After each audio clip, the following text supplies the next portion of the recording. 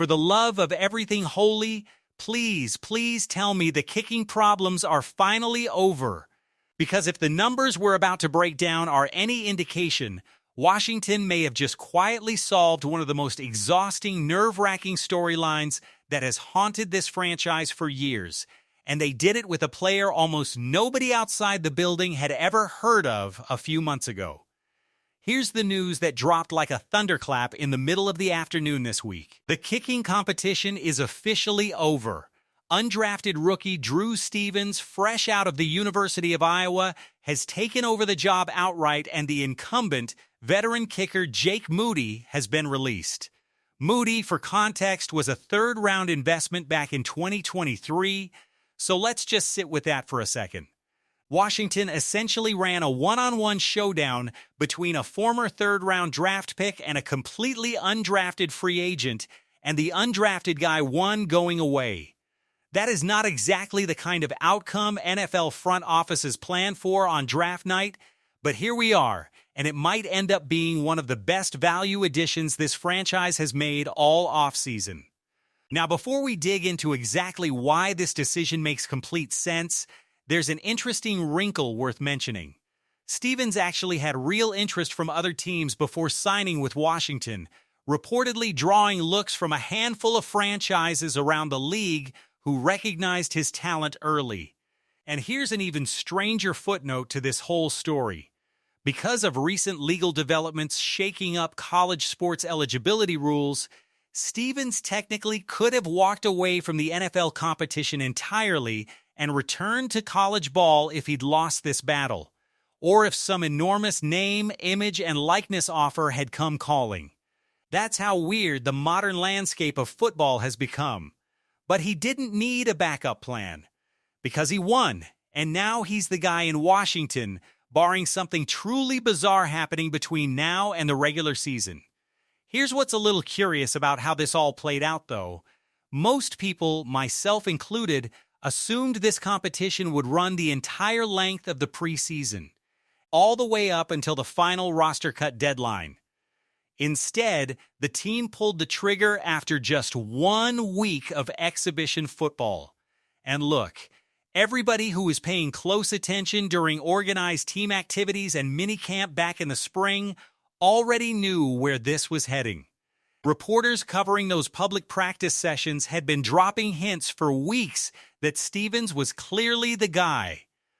But if the front office was going to let any kind of real competition play out into training camp and the preseason, you'd think they'd let it breathe a little longer, especially considering how few actual kicking attempts these competitions generate. This isn't like a quarterback battle where you can rack up 20 or 25 throws in a single practice. Kickers in this camp were only getting 5 or 6 competitive attempts apiece during team periods. So there was real value in stretching this thing out a little further to see how Stevens handled more live reps. And that hesitation actually makes a lot of sense once you look at how Stevens performed under pressure throughout camp, because while he dominated this competition in the aggregate, there were real cracks that showed up specifically when circumstances got a little chaotic. The first day fans were allowed into the building, Stevens went just 4 for 6, snapping a streak where he genuinely hadn't missed a single kick throughout the entirety of training camp up to that point. One of those misses came during a simulated fire drill scenario where the team rushed him out onto the field without any time to go through his normal pre-kick routine, and he clanked it. Kickers, much like basketball players at the free throw line or baseball hitters stepping into the batter's box, thrive on ritual and rhythm, and the second you strip that away from them, things can go sideways fast. Then there was a separate practice day where they had him kicking from the right hash instead of straight down the middle, and he dropped to 3 for 6.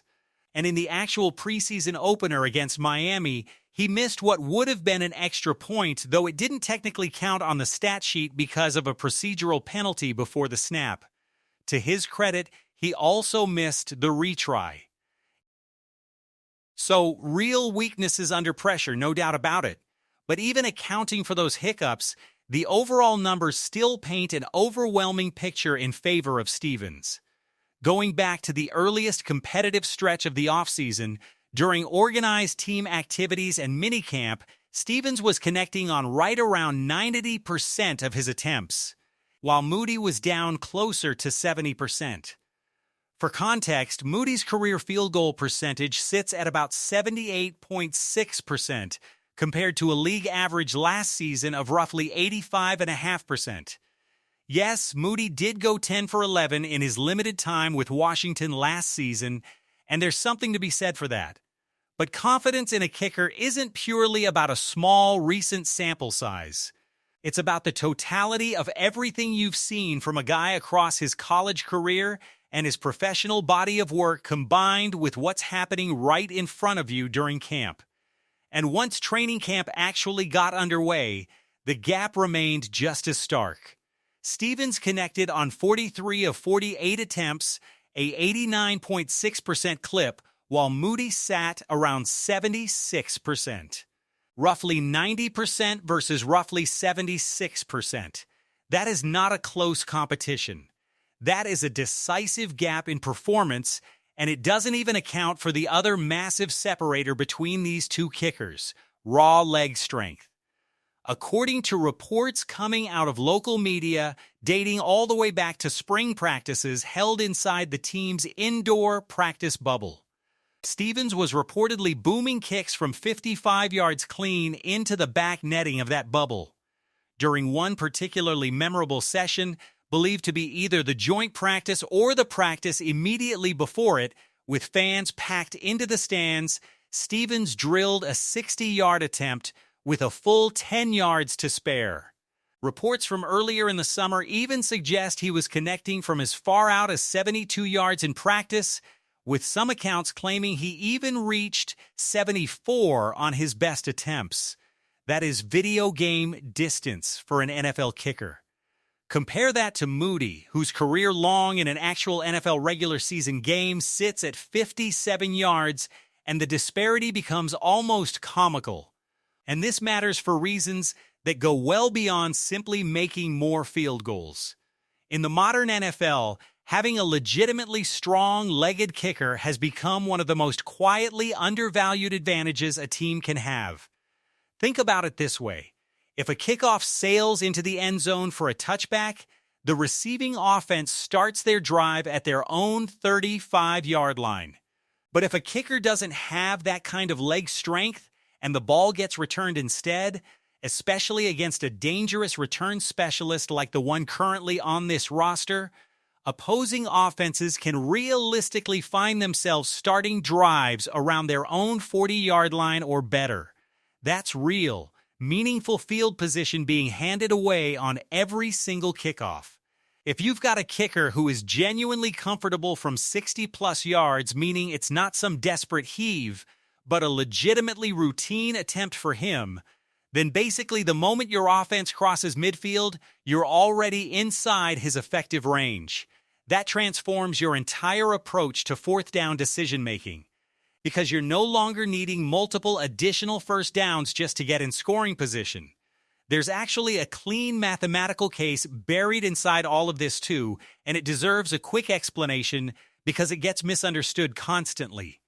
People hear the word analytics thrown around on every single fourth down decision and roll their eyes, assuming it always means go for it. But that's not actually the full picture. The analytics case for going for it on fourth down gets significantly stronger the closer you are to the end zone and weaker the further away you are. Picture a scenario where it's 4th and 3 sitting around your opponent's 47-yard line, which works out to roughly a 63 or 64-yard field goal attempt. League average conversion rate on fourth down last season sat at just over 53%, so you're basically flipping a coin just to keep that drive alive, and even if you convert, you're still sitting roughly 40 yards away from the end zone, meaning you'd need several more successful conversions just to walk away with 6 points instead of 3. Since a touchdown is the only way to outscore a field goal, in that kind of situation, It often makes more sense to let a strong-legged kicker handle business from long range rather than gambling on a lengthy, multi-step touchdown drive. But the entire equation flips the closer you get to the goal line, where going for it becomes significantly more valuable relative to the smaller reward of a short field goal. All of this is a long way of saying a kicker who's genuinely comfortable from distance doesn't just add points, he fundamentally changes the math of an entire offensive game plan. It's exactly why elite long-range kickers around the league get treated with the value of an early-round draft pick, and Washington may have just found one of those rare weapons sitting on the undrafted free agent market. There's also a hidden benefit here that connects directly back to the health and workload of the franchise quarterback. One of the biggest lingering concerns from fans and analysts alike heading into this season has centered on durability, simple availability week to week for a talented but hard-charging young signal caller. Every time you're forced to roll the dice on a difficult fourth down conversion instead of trusting your kicker to calmly bang home points from distance, you're adding unnecessary physical risk onto your most valuable asset. Take that added strain off, and you're not just protecting points on the scoreboard, you're protecting your franchise quarterback's snap count and physical well-being across an entire long season. And it's not just an offensive benefit either, when you're actually converting field goals instead of clanking them off the upright. You're not handing your own defense a short field to defend on the other side of the ball. A more reliable kicking operation ends up quietly benefiting nearly every single unit on the roster. Now here's a stat that really puts this whole saga in perspective, and it's honestly a little staggering. Assuming Stevens holds on to this job through the regular season, he will become the 20th different kicker this franchise has signed since 2020. The 20th. And even more specifically, he will be the 8th different kicker to actually appear in a regular season game since 2024, spanning this current era of leadership. 8 kickers in that short a window is not normal roster management, that's a genuine, sustained crisis at one of the most specialized and seemingly simple positions in football. If this rookie can actually stabilize the job long-term, it wouldn't just be a nice story, it would represent the end of one of the most quietly chaotic and exhausting subplots this franchise has dealt with in recent memory. There's also a subtler storyline worth watching here on special teams more broadly. With one veteran special teamer having recently retired and another key contributor shifting his focus toward a starting defensive role, the overall quality of this team's kick coverage has taken a real hit early in camp. That makes Stevens' placement ability on kickoffs, not just his field goal accuracy, genuinely important. During joint practice sessions, observers noted a specific rep where Stevens intentionally placed a kickoff away from the primary returner, forcing a scramble to recover the ball that limited the return to only about 10 yards, a legitimately excellent developmental sign. That same kind of precision showed up again in the actual preseason game against Miami, where Stevens dropped a kickoff that pinned the returner, a familiar name to football fans as the wide receiver infamously drafted just before Justin Jefferson back in his draft class, all the way down near the 1-yard line. The Dolphins only managed to return that kick out to the 20, which represents roughly a 15-yard swing in field position compared to a simple touchback landing at the 35. That's the kind of quietly meaningful detail that tends to catch a scrupulous, detail-obsessed coaching staff's attention, and it likely factored heavily into how quickly they moved to make this decision official. Before wrapping up, there are a couple of smaller roster notes worth touching on quickly. The team also brought in running back Craig Reynolds this week, a depth signing with previous stops around the league, most notably with the Detroit Lions. To be blunt, there isn't much substance to this particular story. His production over recent seasons has been minimal, and this signing exists purely as precautionary depth after veteran running back Jeremy McNichols went down with what's being described as a legitimately serious quad injury expected to sideline him for at least a couple of weeks, quite possibly opening the door for him to begin the regular season on injured reserve. Reynolds himself isn't viewed as a realistic threat to actually make the final 53-man roster. If anything, the clearest beneficiary of McNichols' absence remains the undrafted rookie who already turned heads in the preseason opener, with another established veteran back also carrying more standing in that room than this newest addition. On the broader injury front, both the starting center and a key tight end are expected back at practice, though their respective returns will look a little different.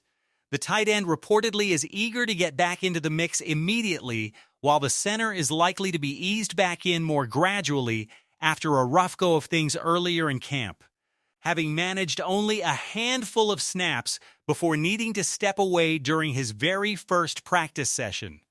And for those wondering about the cornerback situation still hanging over this roster, there's genuinely nothing new to report. The most recent update on that front was essentially that there is no update, with the head coach confirming directly that the ankle soreness saga remains ongoing without any real clarity on a timeline. That continues to be a real source of concern heading toward the regular season, and it's a storyline absolutely worth revisiting in its own dedicated breakdown very soon. So, where does that leave things? A kicking competition that once felt like it could drag on nervously for weeks got settled in a single week, and the numbers behind that decision make it look less like a gamble and more like an obvious, overdue conclusion. An undrafted rookie with a legitimately special leg may have just quietly fixed one of this franchise's longest-running headaches, while simultaneously taking pressure off the quarterback, protecting field position for the defense, and giving the coaching staff a genuinely dangerous new weapon in how they approach fourth-down decision-making. Combine that with a strong-legged, precise approach to kickoff coverage, and you're looking at a much more complete special teams weapon than anyone reasonably expected from an undrafted free agent walking into camp this summer. So let me know what you think down in the comments. Does this kicking competition outcome give you real confidence heading into the regular season? Or are you still holding your breath given this franchise's exhausting recent history at the position? Drop your thoughts below because I want to hear exactly where you land on this one. If breaking down the numbers behind decisions like this is something you enjoy, make sure you smash that like button. It genuinely helps this channel more than you know. And if you're not already subscribed, now is the perfect time because there is a lot more roster analysis and breaking news coverage coming your way as this team heads toward Week 1. Thanks for hanging with me through all of this, and I will catch you in the next one.